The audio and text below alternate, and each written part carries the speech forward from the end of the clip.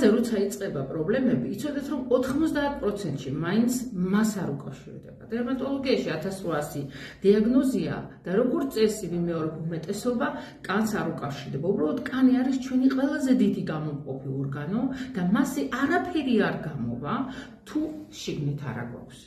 და მე როგორც ნუტრიციოლოგი, პრაქტიკოსი 12 წლიანი გამოცდილებით გეტყვით რომ ბევრ მათგანთან მიმუშავია და ის მეთოდი, რასაც ქვია ორგანიზმის წმენდა, ნაწლავების, თუნდაც ღვიძლის, ნაღლის ბუშტის, თუნდაც შლაკები, ტოქსინები, პარაზიტებისაგან, ეს უკანასკნელი წკრიალდება და მე უკვე ვასწავლე ხოლმე ცხოვრების იმ სტილს, რომ საერთოდ დაავიწყდეთ იმეორებ კანზე პრობლემები.